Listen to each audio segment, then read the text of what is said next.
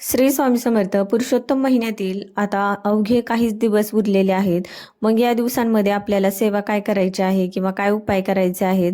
आणि उद्या कमला एकादशी देखील आहे. मग उद्यापासून आपल्याला कोणती अशी सेवा करायची आहे जेणेकरून आपल्याला पुण्य लाभेल, किंवा काही लोक असतात ज्यांना पुरुषोत्तम महिन्यात काहीच सेवा करायला जमली नाही किंवा त्यांनी कोणतेच उपाय वगैरे केलेले नाही, तर व्रत उपवास काही जप तप दान धर्म केलेला नाही. मग अशांसाठी आपण बघणार आहोत सेवा.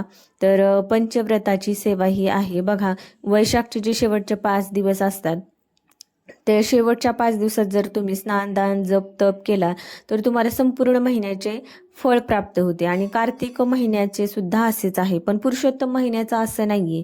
तुम्ही जर शेवटच्या 5 दिवस उपवास केला किंवा निर्जल उपवास वगैरे काही व्रत वैकल्य केले तर तुम्हाला संपूर्ण महिन्याचं फळ प्राप्त होत नाही, असे आपल्या पुराणांमध्ये किंवा शास्त्रांमध्ये वर्णन करण्यात आलेले नाही.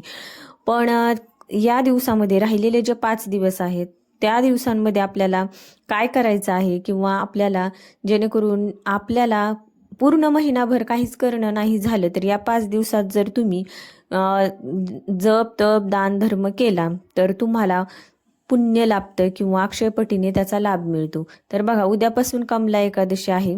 आता ही साधना जी करायची आहे पंचव्रताची ती उद्यापासूनच करायची आहे, कमला एकादशीपासून, म्हणजेच 15 जूनपर्यंत.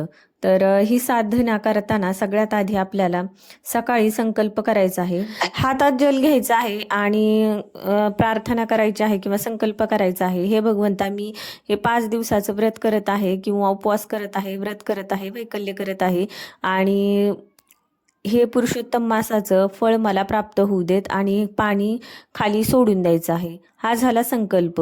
बघा, हातात जल घेऊन संकल्प करायचा असतो. त्यानंतर बघा, ज्यांना जे व्रत करायचं आहे, निर्जला उपवास करतात, कोणी कोणी नक्त भोजन करतं. नक्त भोजन म्हणजे दिवसभर उपवास करायचा आणि संध्याकाळी सूर्योदयानंतर 1.25 तासांनी जेवण करायचं. निर्जला उपवास केला, जो निर्जला उपवास करतो तो व्यक्ती माता पिता आणि त्याच्या पत्नीसोबत स्वर्गलोकात त्याला स्वर्गलोक प्राप्त होतो. आणि नक्त भोजन जो करतो म्हणजे दिवसभर उपवास करून संध्याकाळी जो उपवास सूर्योदयानंतर उपवास सोडतो त्याला तो व्यक्ती स्वर्गात जातो, हे पुण्य त्याला मिळते. आणि बघा, ज्याला पूर्ण महिन्यात जेवण द्यायला चाललं नाही किंवा दान करायला जमलं नाही त्या व्यक्तीने काय करायचं, एका ब्राह्मणाला जेवण द्यायचं आहे 5 दिवस. ठीक आहे. आणि बघा, ब्राह्मणाला जेवण दिल्याचं पुण्य लाभतं, संपूर्ण जगाला जेवण दिल्याचं पुण्य त्याला लाभतं. आणि सदाचारी ब्राह्मणालाच आपल्याला हे दान करायचं आहे. आणि बघा, जरी तुम्हाला ब्राह्मणाला जेवायला घालणं नाही झालं तरी गरजूंना, एखादा गरजू व्यक्ती असेल, गरीब असेल, त्याला 5 लोकांचं जे जेवण असतं का त्या प्रमाणामध्ये तुम्हाला, त्या रेशोमध्ये तुम्हाला अन्न किंवा धान्य तुम्हाला दान करायचे आहे. आणि बघा, त्यानंतर अश्वदान केल्याने जो व्यक्ती अश्वदान करतो त्या व्यक्तीला 3 लोक दान केल्याचे पुण्य मिळते. बघा, आत्ताच्या काळात अश्वदान हे आपल्याच्याने होत नाही किंवा होणार पण नाही, हे सोडून द्या.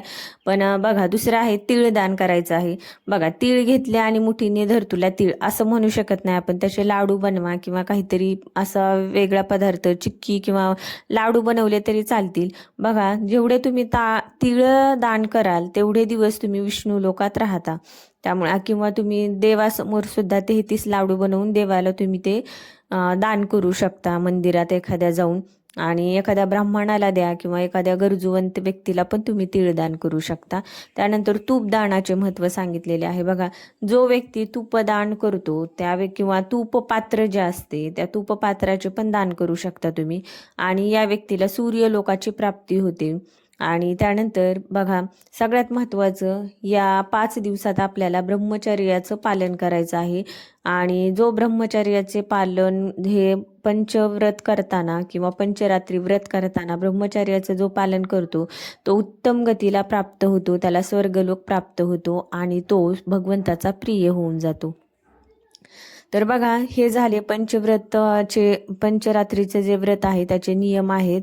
आणि निर्जला तुम्ही उपवास करू शकता किंवा दिवसभर उपवास करून संध्याकाळी तुम्ही जेवण करू शकता सूर्यास्तानंतर. आणि त्यानंतर ब्राह्मणाला जेवण घालू शकता. एखादा सदाचारी ब्राह्मण असायला पाहिजे. त्यानंतर गरजूंना, एखादा गरजू व्यक्ती असेल तर त्याला 5 लोकांच्या जेवणाच्या बरोबरीने त्याला अन्नदान करू शकता. अश्वदान तर आपल्या लिस्टमध्ये बसतच नाही, पण ते जरी कोणाची क्षमता असेल तर तो अश्वदान करू शकतो. तीळदान केल्याचं तेवढंच महत्त्व सांगितले आहे. तुपदान आणि ब्रह्मचर्याचं पालन करायचं आहे.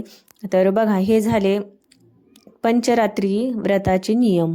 आणि हे व्रत केल्याचं खूप महत्पुण्य आहे. अक्षयपटीने फळ प्राप्त होते. बघा, ज्या व्यक्तीला महिनाभर कोणत्याही प्रकारचे व्रत करण्याचा योग आला नाही किंवा जमलं नाही किंवा खूप कामे आहेत, कोणाला लहान मुलं असतात, अशा बऱ्याच अडचणी आहेत. संसारिका माणसं आहोत आपण, त्यामुळे या गोष्टींचा विचार करूनच सगळं करावं लागतं. त्यामुळे हे जे शेवटचे 5 दिवस आहेत ते वेस्ट घालू नका आणि होईल तेवढी सेवा करा. व्हिडिओ कसा वाटला नक्की सांगा. चॅनलला सबस्क्राईब करा.